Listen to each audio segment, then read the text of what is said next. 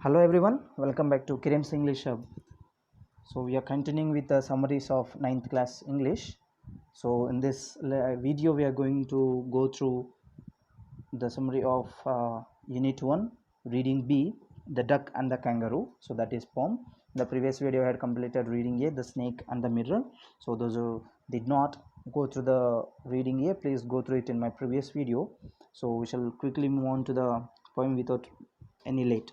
So this Reading B, The Duck and Kangaroo, is again based on the lines of humor, okay, and it is just composed by Edward Lear, one of the greatest British poets, okay, who has produced many nonsensical poems, in the sense which are not sensible in the real world. We shall come through his lifestyle later. So let us first go through the poem. If you go through the poem, we can see the title there, The Duck and the Kangaroo.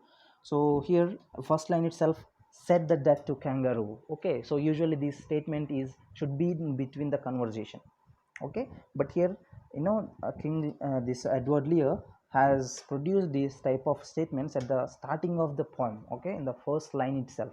So it is somewhat different from the regular poems. Okay, let us go through it. So, said the duck to the kangaroo, good gracious, how you hop over the fields and the water too, as if you never would stop. My life is a bore in this nasty pond, and I long to go out in the world beyond.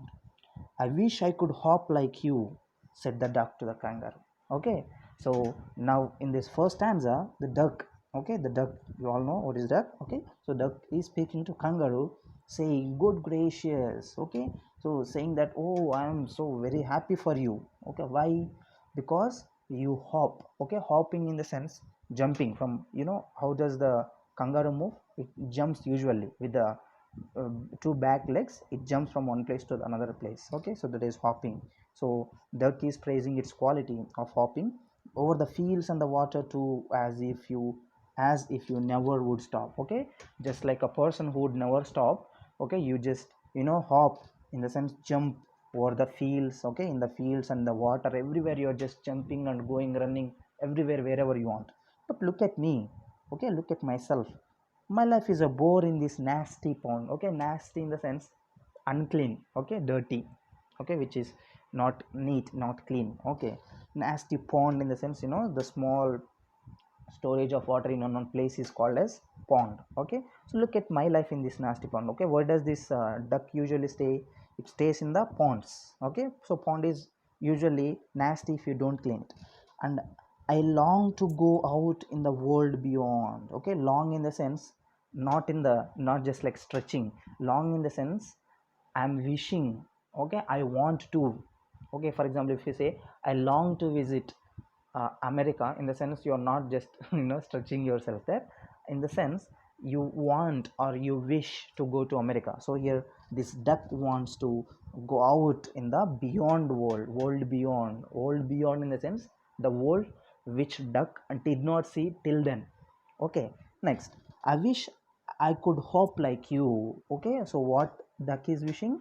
The duck is wishing to hop or to jump just like the kangaroo. So said the duck to the kangaroo. We shall move on to the next slide here. Next stanza. Please give me a ride on your back. Now again the is continuing. Please give me a ride on your back, okay. Ride on your back in a sense, let me climb on your back, so that while you are jumping I can also be on you and jump along with you, okay. Said the duck to kangaroo. So I would sit quite still and say nothing but quack, okay. Here quack is the sound of what? Sound of duck, okay. He is saying I will sit quiet, okay, I will not make any noise, only one noise I will make. What is that? Quack. Next, the whole of the long day through, okay, and we would go to the D and the jelly bolly, okay. So this is just a type of place where there is happiness everywhere. So the whole of the long day, okay, so the whole long day the duck just wants to visit that mysterious and a beautiful place, okay, which he did not see till then. Next, over the land and over the sea, please take me right. oh do in the sense requesting, okay, requesting, said the duck to kangaroo. Okay, so please take me over the land and over the sea, in the sense you take me on the land and even over the sea also. Okay, over the sea also. Actually, a kangaroo doesn't usually swim on the sea, but here is jumping is just like mentioned that he jumps along. Okay, his jumping is very much long, which seems to be like crossing the sea itself. Okay, so just take me like that, wherever you go, let me take me with you and let me jump along with you. So the duck is asking all his desires to the kangaroo. Let us see if his desires are successful or not. Yeah, third stanza here. Said the kangaroo to the duck. Okay, in the third stanza, now kangaroo is replying. This requires some little reflection. Perhaps on the whole it might bring me luck.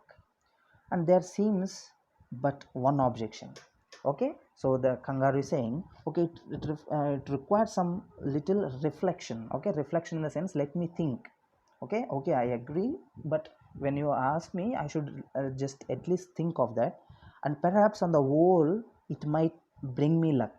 Okay, so he's saying, okay, I may be lucky to take with you, but there is one objection, in the sense one condition. What is the condition?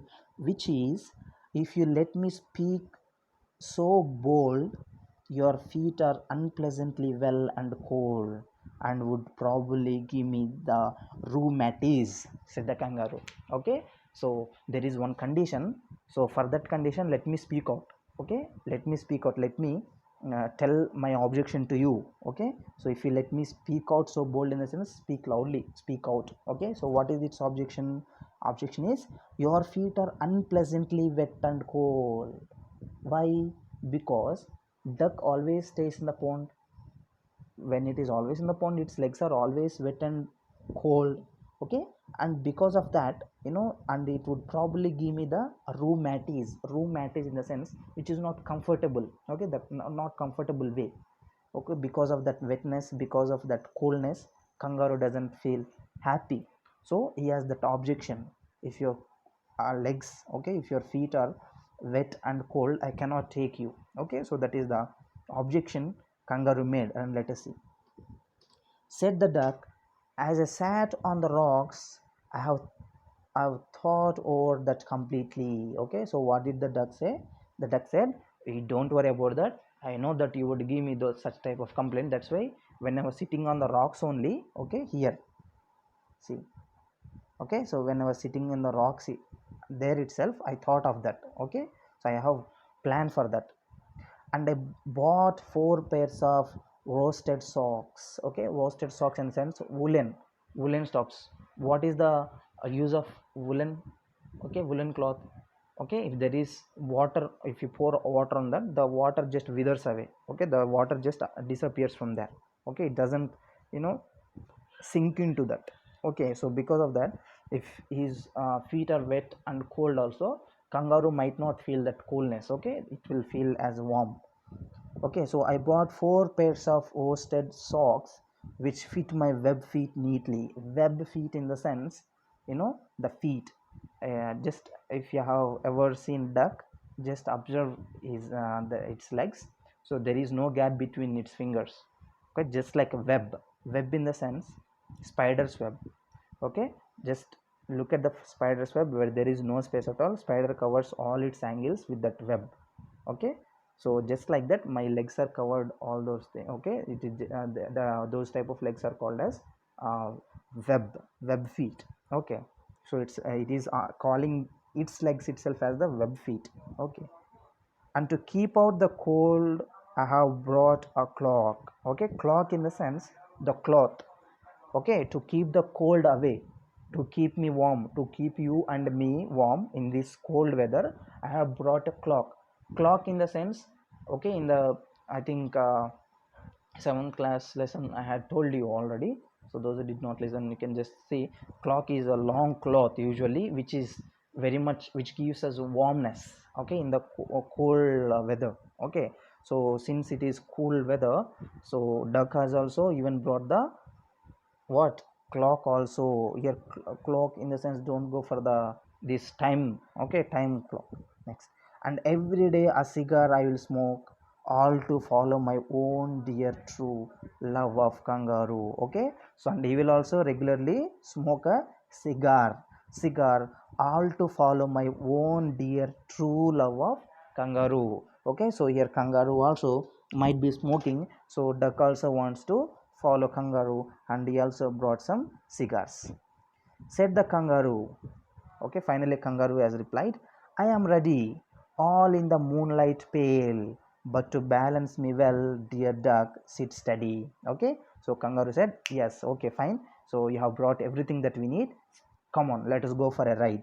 So all in the moonlight pale in the sense not so much bright nor so much dark. Okay, just like early mornings or early evenings. Okay, which is not so much dark or not so much bright, that is called as pale. So moonlight is also usually pale color. Okay, you don't find so much of completely just like a day, or it is not so much of just like dark nights. Okay, it gives us some type of light which they where we can see things, okay, normally. So kangaroo is comparing moonlight as pale.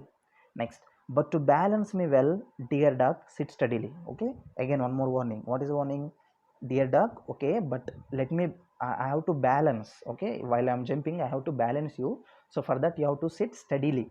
Okay, on its tail, see here. Okay, so he has to sit comfortably. Okay, he has to balancedly sit on its tail, otherwise they would fall. Next, and quite at the end of my tail. Okay, balancingly, and along with that quite also. Okay, kangaroo might not be very much in love with the voice or with the tone of duck. That's why he's telling, don't shout, don't make any noise, just sit quietly in a balanced way. So away they went with a hope and bond. Okay, and they started to go with a hope and bond. Okay, hope and bond in the sense just jumping. Okay, bonding also, bonding is also called as jumping only, making long steps. Okay, long steps. And they hopped the whole world 3 times round. How many times they hopped? Okay, in the sense they roamed, they jumped the whole world 3 times. And who so happy, oh who, as the duck and kangaroo. And finally the author is, the composer is asking, tell me who is so happy other than these two, duck and kangaroo. They are very lucky. Okay, I think there is no other person in the world who is lucky as this duck and kangaroo, because they have roamed, they have hopped all around the world for 3 times. Okay, so that's wonderful, nice, and a lovable poem. Okay, it is just like actually it is just like a conversation, but just look at the expression of the words, look at the delivery of the words, look at the usage of the vocabulary, which is very very important in this poem.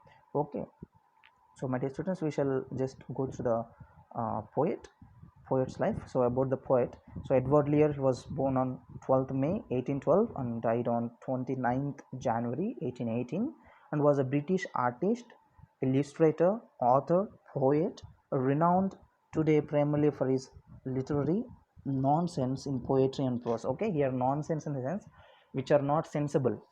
Okay, see, for example, the above poem is there, is it really sensible? Can the duck and kangaroo really make friendship like this? Of course not. Okay, so those are called as nonsensible prose and poems. So in his childhood he suffered from ill health. Okay, so he was not very much healthy in his childhood. So after a long decline in health, he died of heart disease. Okay, so in 1888 he died of heart disease. Till then he had suffered. Okay, next is principal areas of working as an artist were threefold. Okay, so as a draftsman employed to illustrate birds and animals, so he usually illustrates birds and animals. Next, making color drawings during his journeys, so usually when he does the journeys and all, so he usually makes colors, drawings and all. Okay, as an author, Lear is principally known for his popular nonsense works rather than as a travel writer. Okay, so though he has many works on journey. Okay, when he was doing journey, he's much more popular with his nonsense works. Okay, so these show a great ability to use the relish the sound of real and invented English words. Okay, so he has made the terminology of English into something different. Okay, he made some sound of real and invented English words. Okay, he has invented some type of sounding English words. Actually, for example, you can go through the word quack. Okay, actually there is no word in English as quack, but with the sound of that particular animal duck, he has invented a new word into English. Okay, so he has become famous with that type of terminology in English language. So the poem The Duck and the Kangaroo is a poem with a touch of light humor. Okay, so this particular poem which we read above is with a light touch. Okay, light touch in the sense touch in the touch up. Okay, touch up in the sense we finally do after makeup. No, so it is just like a light type of little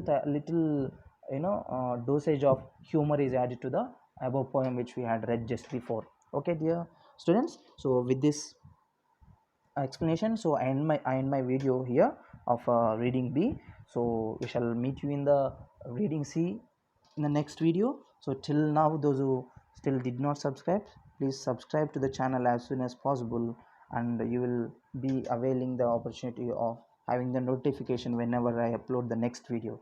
So see you all till the next in the next video. So have a good day, take care, God bless you.